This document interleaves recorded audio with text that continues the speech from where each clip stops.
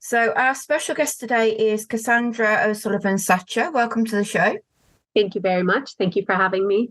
You're very welcome. Thank you for accepting my invite. So just tell me a little bit about yourself, Cassandra. Well, my profession is actually a college English professor. And so for many years, I have not focused on my creative writing interests and have instead been doing a lot of writing on research studies and practitioner pieces for educators. And so it's only been since the pandemic, back in March 2021, that I decided that it was time for me to rediscover my creative voice. And so I ended up joining an MFA program, Master of Fine Arts in Creative Writing, which I'm about to finish up in January. And it really just led me to hone my craft and think about why I wanted to write in the first place. And I have written books in the past without having any sort of formal training in creative writing. None of those were successful. I had only ever published one creative piece when I was in high school. And then since this, the last few years and my focus on improving my writing, I have been much, much more successful. That's brilliant. So what was it that you got published when you were younger? It was an essay that I wrote in my senior year of high school. I think it was called In Praise of Santa Claus. And then for 25 years, no creative publications. Every time that I tried to turn something in, try to get an agent or just publish a short story, I was met with rejection. And eventually at one point I thought, maybe I should do something else instead. But I found my way back. It can be hard, can't it, when you keep getting rejections all the time? It does sort of like make you really disappointed and think, well, am I really good at this if I keep getting rejected? Yes, absolutely. And I think that part of the problem was that I was essentially writing into a vacuum. I was writing, I was sending it out to magazines and agents and publishers. But what I wasn't doing was getting any sort of feedback on my writing from anyone. I wasn't a part of a writing community or a writers group or anything. And so I think that that's a big part of the difference. So whether writers like me do a sort of formal program or not, I think for more success, everyone should stop writing into the vacuum and become a part of something so they can improve their craft. Yeah, that is one of the biggest things that a lot of authors have said whilst I've been doing these interviews, is that having that support system behind you, so people that sort of like egg you on and tell you where you're going wrong and giving you like constructive criticism and helping you to get it right. That's what helps them get along better as well. Exactly. And finding the right people to do that, because I'm sure many writers have supportive family members and friends. But if those people aren't also writers, they might just say, oh, I really liked it. Good job. And that doesn't help me with, well, what should I do better? What parts weren't working? Oh, no, it was really good. No, I need more than that, please. Yeah, that's right. So tell us about your books. All right. Well, the book that I'm most excited about, the books that I wrote, the writer Charles Johnson writes about apprentice books that never saw the light of day in terms of being published because they weren't ready. And that's how I feel about the books that I wrote in the past. The books I'm just going to leave in my hard drive and they'll be there and probably won't ever get an audience, and that's fine. Yeah. So instead, I will tell you about the book that's coming out from Wicked House Publishing in March, and that is called Darkness There But Something More. So I'm very excited about it. I'll read my brief blurb. After the death of her baby and subsequent divorce, Edgar Allan Poe scholar Marissa Owens leaves behind her tenured career as an English professor to seek a fresh start in a less prestigious, non-permanent position at her undergraduate alma mater. While adjusting to her new role and building relationships with students, one of her favorites goes missing and turns up dead. Marissa is drawn into the investigation due to her connection with the deceased student, Hadley, an introverted girl she had gotten to know well during office hours. She meets Jake Ruiz, a homicide detective, and helps him uncover Hadley's involvement in an underground sorority, one that may be linked to her death. This triggers a disturbing memory from Marissa's own college days, one she has attempted to keep buried. As Marissa strives to find justice for Hadley and grows closer to Jake, she is forced to confront the guilt from her past, especially after she begins receiving threats to tell her secret. Marissa faces a choice: stop meddling in the investigation or risk exposure, and maybe even her life. Sounds really good. Well, I hope so. I'm hoping that by March, people are still interested in a book that has some Edgar Allan Poe connections, because if you're like me, you've definitely been watching The Fall of the House of Usher on Netflix. So as a Poe lover myself, if not a scholar like my main character, I was very excited by that series and hoping that there are Poe lovers who will be drawn to read my book.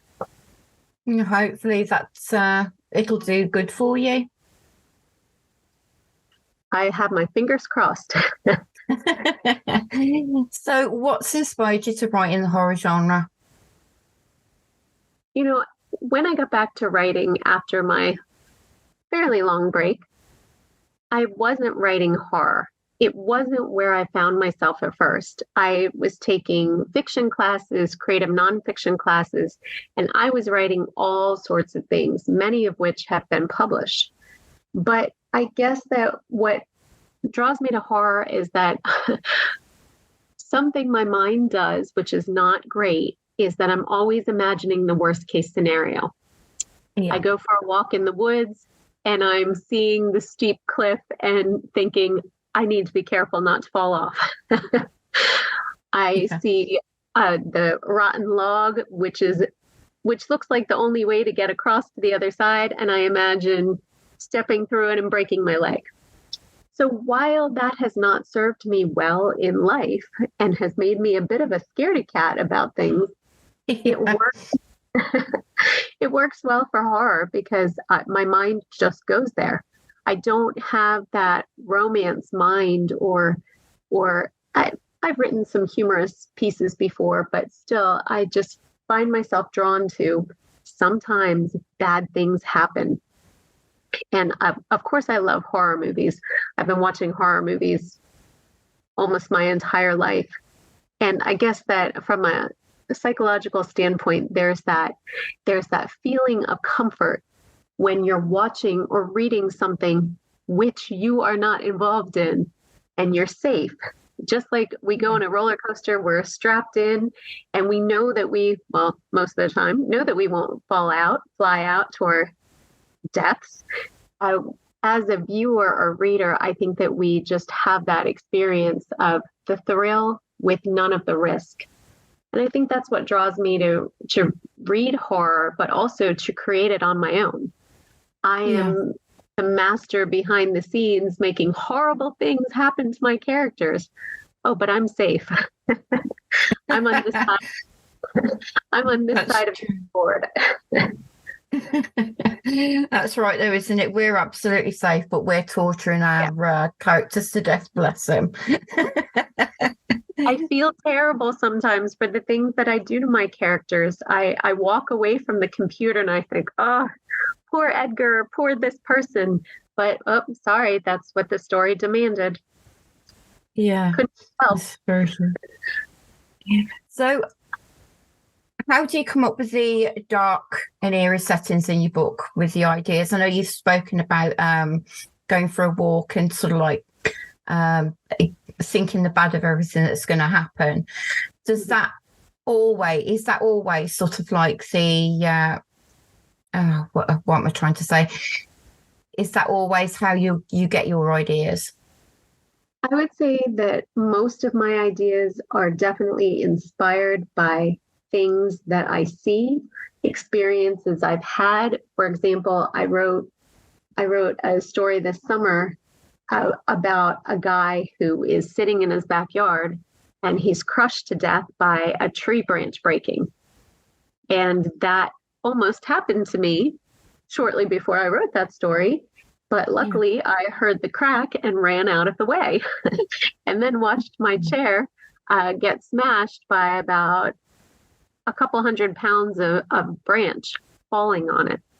And so little things like that where, oh my gosh, that really could have had a horrific ending.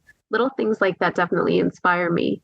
Driving through a snowstorm, and obviously that's a very dangerous situation. Phew, I got out okay. I was fine.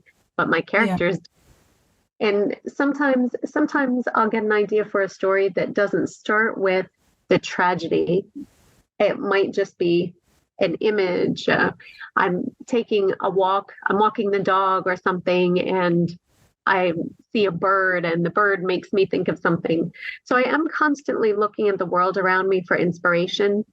But often when I get started with a story, I don't know where it's going to go.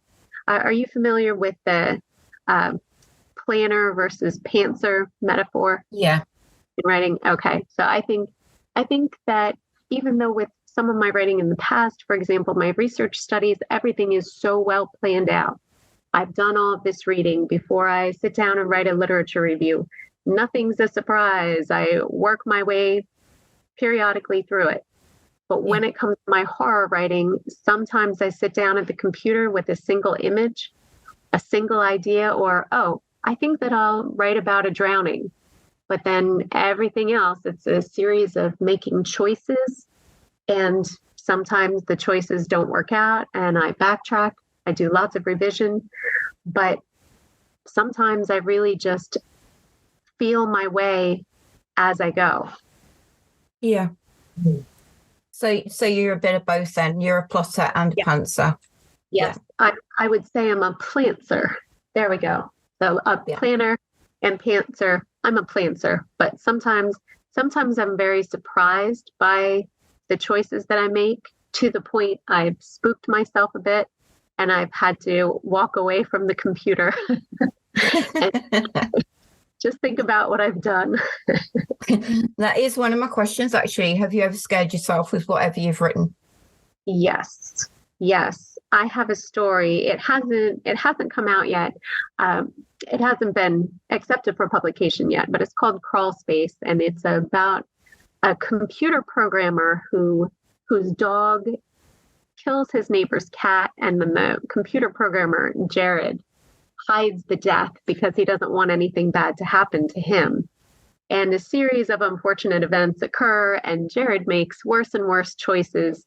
And by the end, I remember when I finished the draft of that story, I was so uncomfortable by what this seemingly nice and normal person had done based on his series of bad choices. And I just thought, I don't know where some of that came from. I need space.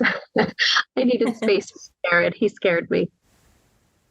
And so what's your most... Sorry, carry on. I do apologise. Oh, sorry, go ahead. So what's your most challenging aspect of writing horror?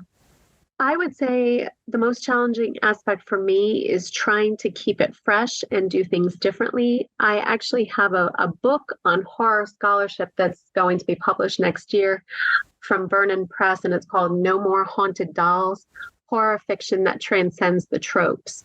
So often this genre is just awash in recycled, boring plot lines that have been done and done and done. And my whole thing is, I want something different. I want better than a fresh coat of paint on an old and tired routine. And so for me, I actually got the idea for this scholarship after I had a haunted doll story rejected by an editor. And the editor essentially said, look, the writing is good, but you haven't done anything differently here. And I thought, and it really just took me down this rabbit hole, thinking about tropes and thinking about, okay, everything's been done. So it's the combination of putting ideas together and doing something new and different. And so that's a challenge I like to try to bring with my writing. I don't want just another zombie story. Let's add this other dynamic of, I have this sister relationship and there are some marital problems with the main character and her husband. It's not just, oh my gosh, there are zombies, let's run. Yeah. There are a lot of zombie books, and vampires is another one, isn't it? Werewolves. But Right. I think some authors, all authors, they put their uniqueness to each story that makes it a little bit different. So they're not always the stereotypical zombie book or vampire book. A lot of the films are the same. Yes. Granted, you do find that it's. I had one also yesterday saying that. What was it he said now? That there's no sort of like in between. There's no showing you what actually happens to get it to the apocalyptic state. It's just people are turning into zombies, and then it's the apocalypse. There's no in between. So yeah, a lot of authors do put their own spin on things, and I think that's really good. I agree. A book comes to mind that I read in the past year, The Hunger by Alma Katsu. And essentially that book is about the Donner Party. It's historical fiction, which in history was horrific enough. They turned to eat each other because of starving. That's a real life horror story. But the author put another element into it and essentially does write a zombie book, except that it's so literary and the story is told with so much character development and careful plotting. The reader has already been lulled into this suspension of disbelief and, okay, so there are zombies. Not that she uses the word, but I thought it's just such an interesting take on a zombie story to add these other elements to it. So I would highly recommend that one if you haven't read it. Yeah. But as I said, it's like every author's different, aren't they? They all put their own little spin on things. Makes it a little bit different. Yes, and that's the fun of it. Yeah, definitely. So how important is the research phase to you when you're working on a new story? The research is very important to me in terms of making sure that things are believable. Something that makes me frustrated when I'm reading somebody else's work is if they haven't taken the time and care to understand whatever it is they're writing about. And that can be something simple. For example, I'm an English professor. I used to be a high school English teacher. I can't make all of my main characters educators, or that's boring. Yes, many of my main characters are educators, but I also have different jobs. And so to me, it's important to research the job. If I'm mentioning the job at all, I need to make sure that I'm not going jargon heavy, or that's going to ring false too, but that I'm at least giving a little bit of necessary background to different things. My one story, Keeper of Corpses, involves a nurse who works at a nursing home, and she prepares, if residents pass, she prepares their bodies before the bodies are taken to the funeral home. And so to write that story, even though really it's only about a paragraph that describes this process, I watched videos, I read articles, I put so much time and effort into it, because although I don't know who my readers are and whether they'll have similar jobs, it would be a shame if I got something like that wrong. And so I do think, of course, firsthand investigation is the best way to find out about something. But when we don't always have access to that experience or have access to somebody who would know, there's so much that we can find out on the internet, looking at different sources, getting ideas, listening to interviews and whatnot. And so to me, sure, there are topics that I'll avoid that I simply think, well, I am not going to pull it off to what an astrophysicist does. So I'm not going to have any astrophysicists as main characters. But sure, I can have business people and doctors and nurses and lawyers and whatnot, because I can find out enough about what I need for the story to give it that truthfulness, that verisimilitude. So for me, it is very important to get those details right. Fantastic. So are there any memorable reactions from your readers that stand out to you? Well, so since my novel has not come out yet, I haven't had the experience of, well, I have done readings. I've gone to a lot of conferences and conventions and done readings there. So I guess there were some, I did one last weekend actually, and I guess that some of my horror writing has some dark humor in it. And so I got a very big reaction at the end of my one short story last weekend where people laughed, but they also felt bad for laughing at the absurdity of what happened to the character.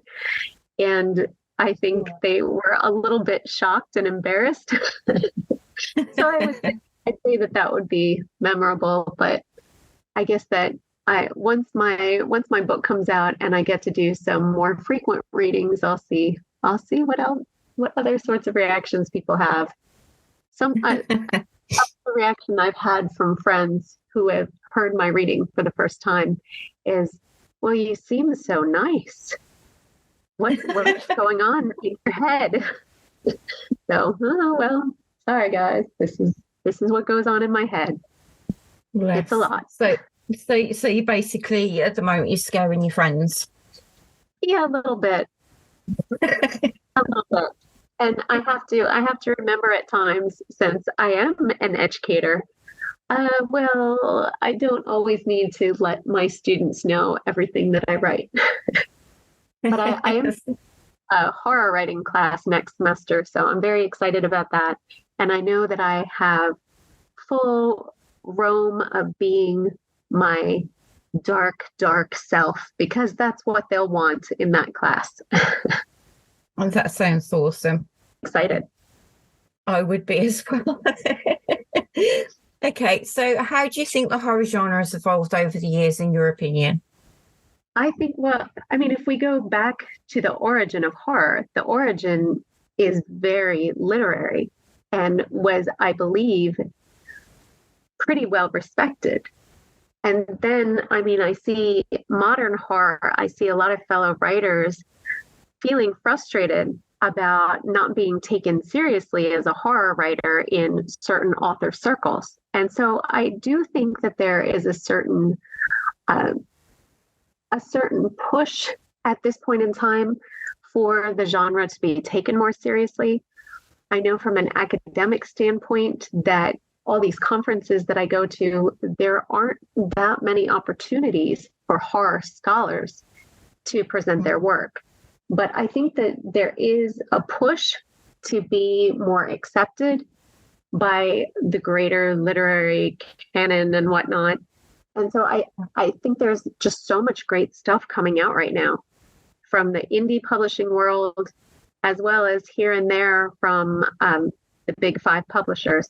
So I think that we have our time, we have our space, but I think it will continue to, just as the movie industry has had some more mainstream horror movies that have been well received and accepted, I think the same is true for horror fiction.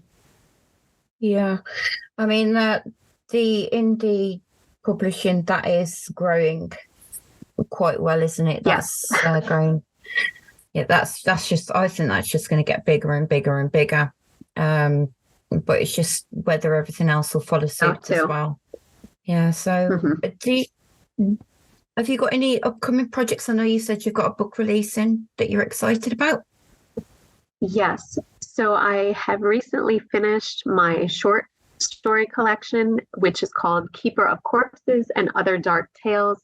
And so I have just in the past few weeks begun querying publishers to see if anybody's interested. And so that book contains 27 short horror stories. And basically I am running the gamut of the horror genre, everything from cursed objects to one zombie story to just real life situations. Like I mentioned in my story, Crawl Space, where things get out of hand and bad things happen. I have ghost stories in there. I just have some that are serious and very sad, and some that have some dark humor in them. And so I really think that there's something for everyone. And just, I love the diversity of the stories in the book, in the collection. And I'm hoping to soon get that in the hands of a publisher who says yes and unleashes these horrors upon the world for my readers. I wish you all the best with that.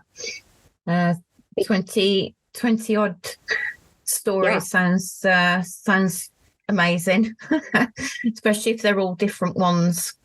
Oh, they're very different. But I think, something that's important about them, though, even though they are very different, I have several linked stories.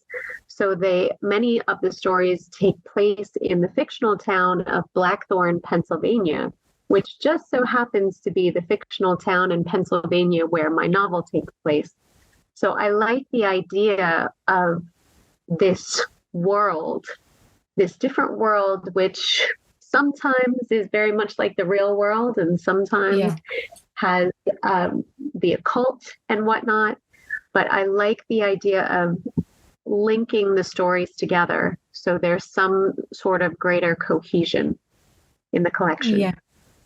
Sounds like you're creating your own sort of like town, fictional town.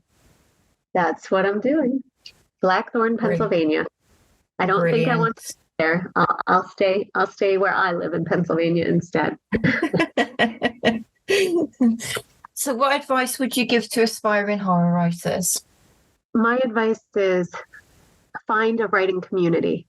And I think by doing that, again, whether they decide to work on improving their writing through a formal program or just joining some workshops, finding some like-minded writers to exchange work and get feedback on, I think that the best thing an aspiring writer can do is get good feedback and make adjustments and send out their work. And that's one of the things that I've really been pushing my writer friends to do, because they're so worried about getting rejected. But I said, if you're not getting rejected, then you're not doing anything. Getting a rejection says, I've sent my work out. I have made this move, this push to try to get published. And if we let the fear of the unknown, oh no, what if they reject me? Well, I know that if I don't send my work out, it will not be accepted. I know that if I do send my work out, yes, it could be rejected. Oh, and trust me, it has been. But also, every time I send my work out, there's the potential that this could be it. There's the potential that, okay, my book is getting published. And, I worked on improving my writing. I kept sending out my work, and I'm seeing a lot of my goals coming true. And that's what it's about. That's what it's about is getting to see your name in print on the cover of a book. And for so many of us, it's been a lifelong dream. And I say, go for it. It will only be a dream if you don't take the strides to get further. That's right. I completely agree. Well, thank you very much, Cassandra, for being with us today. It's been amazing having you on the show. Thank you so much, Crystal. I really appreciate you having me here. You're very welcome. Is there anything else that you'd like to add at all? Nope. Other than just keep writing. Don't be afraid to try different things, because the great thing is that if it doesn't work out, you can revise it and make it better, or you can start on a whole new project and try something different.